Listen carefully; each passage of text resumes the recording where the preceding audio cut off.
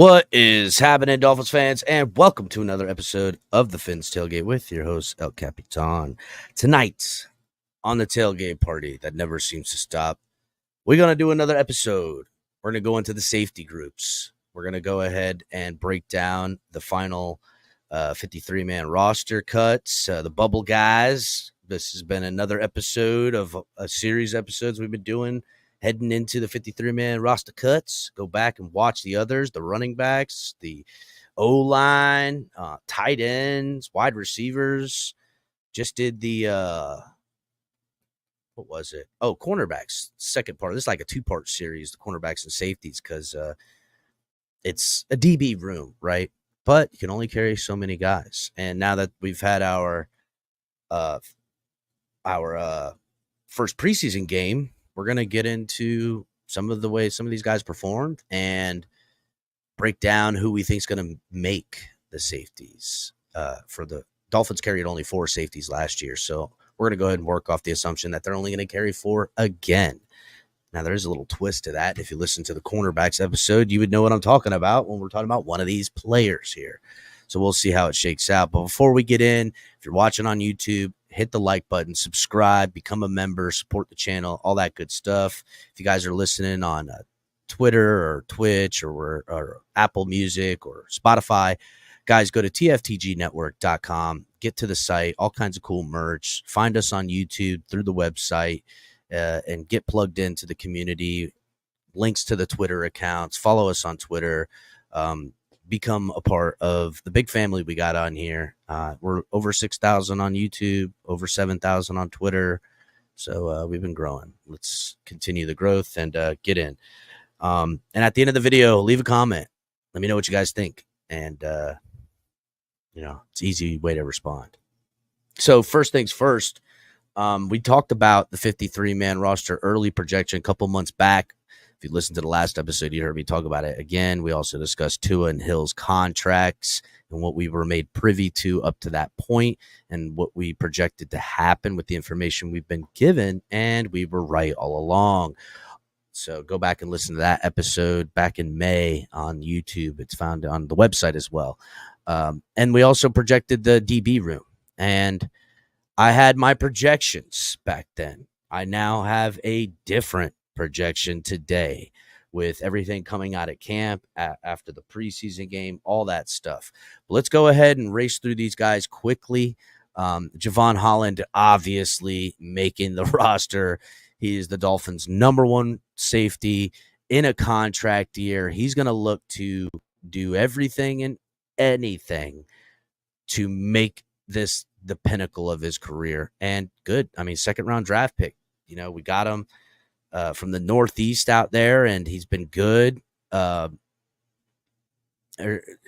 Listen, from what I'm understanding, right, Javon Holland, more than likely than not, is not going to be a Dolphin next year, unless the Dolphins want to make him the highest-paid safety in the NFL. Now, that could all change this year on how he performs. If he performs lackluster or middling, he won't be the highest-paid safety. But if he does what I think he's going to do, and it's going to be ball out, he's going to look to be paid. And I don't know if the Dolphins are going to be able to afford him, which is going to be interesting because everyone they've got in the safety room is either a UDFA, young drafted guy that later rounds, or one-year deal guys. And we're going to go into them. So it's going to be a real weird offseason next year for the Dolphins in the safety room, especially heading into the draft. So look out for those episodes later down the pipeline.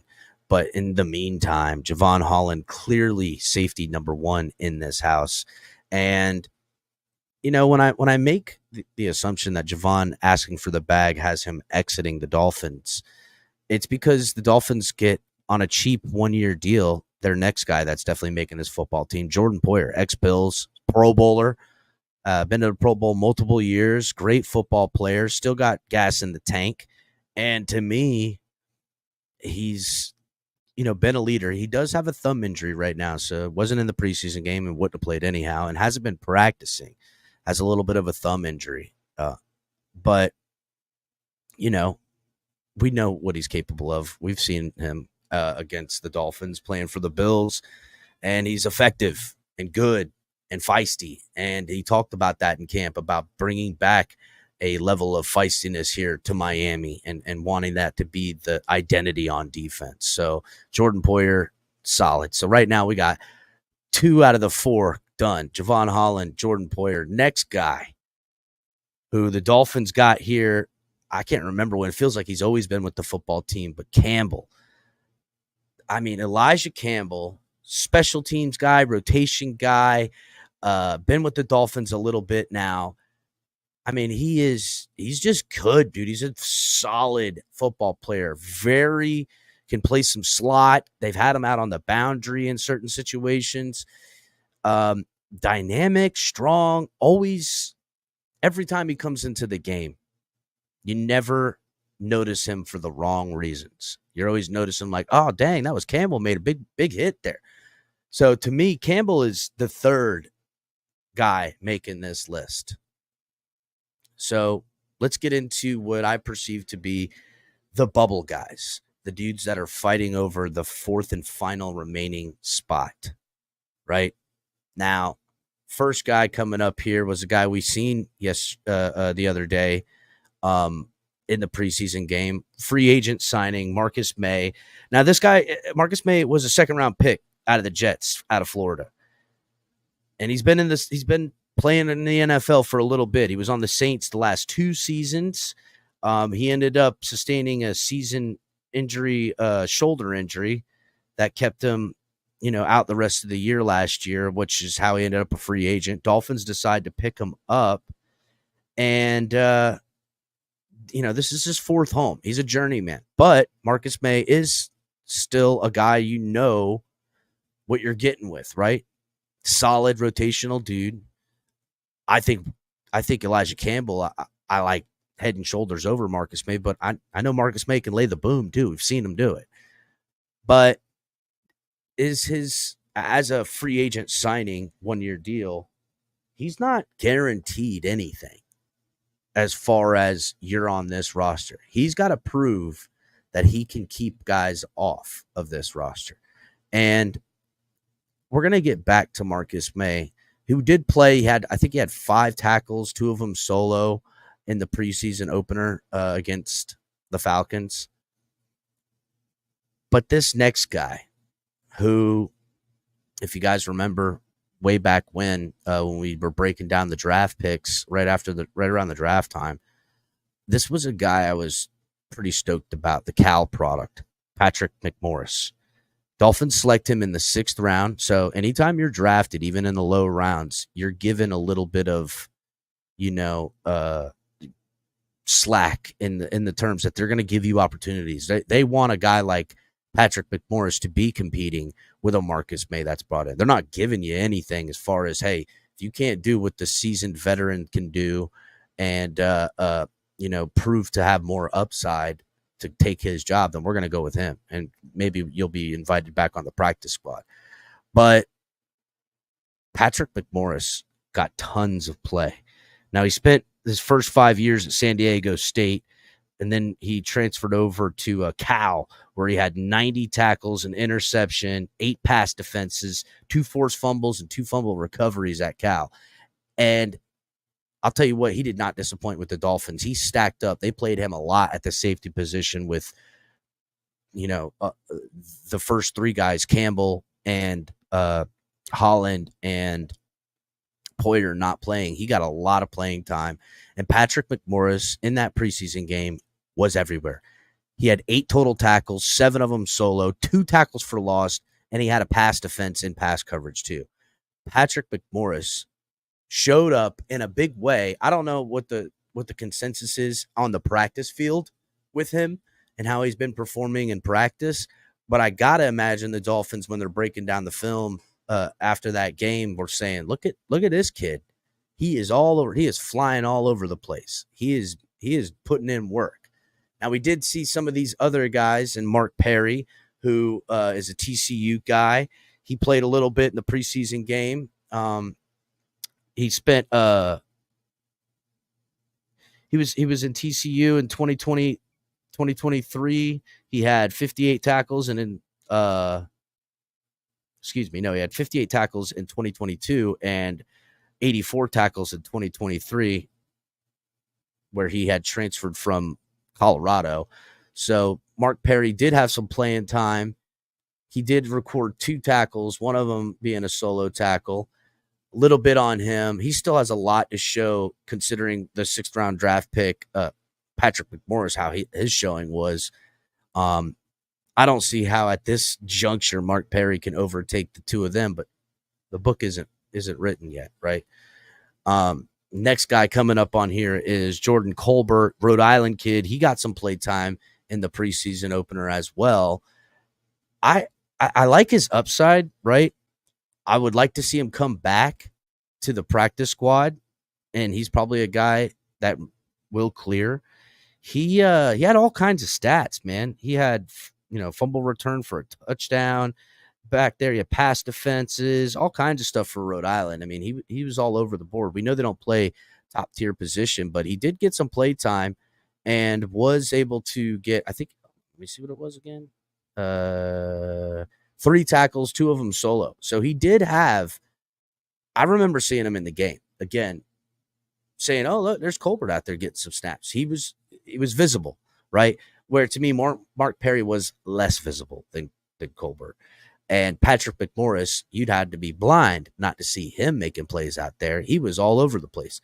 I did see Marcus Maye in the preseason game, but to me, and Marcus Maye was all right, that's the guy that's going to make the 4th and final roster spot, and one of these other dudes will make it as a UDFA.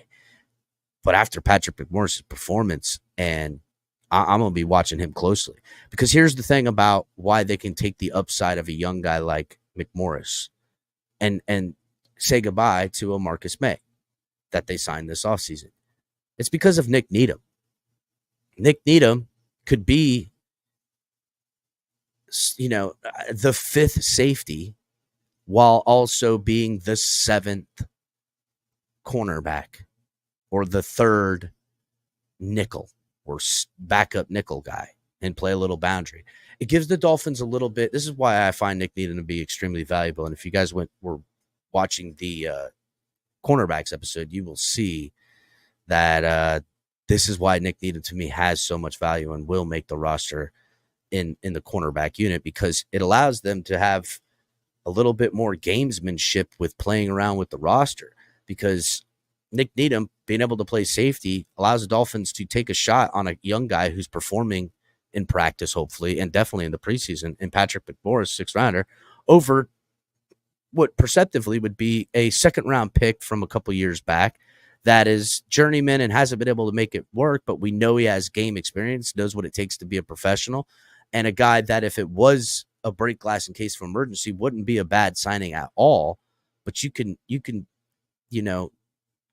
go for a little bit of a gamble on a McMorris because of everything he's shown, because of a guy like Nick Needum.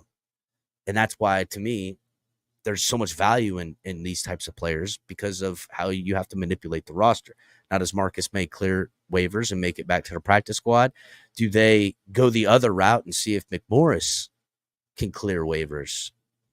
I don't know. To me, that would be a little bit more risque, because teams typically value cheap, young talent over even guys they know something about. But the unknown is valuable, because if you find lightning in a bottle and have it on a cheap deal, your team is all the better.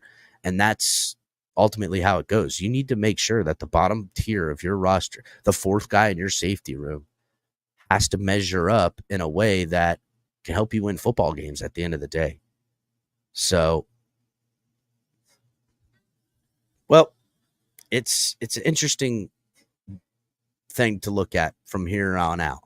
Roster cuts are going to be put down to 90, 92, whatever it was here shortly, and then we're going to find ourselves looking towards the 53. And we're going to have to see which of these names, the Jordan Colberts, the Mark Perrys, the Patrick McMorris, the Marcus Mayes, do these guys, are they still around? And do they make it to the 53? And which one does? Let me know in the comment sections, guys, here on YouTube, what you think. Do you think McMorris overtakes Maye? Am I wrong and Maye will lock it down?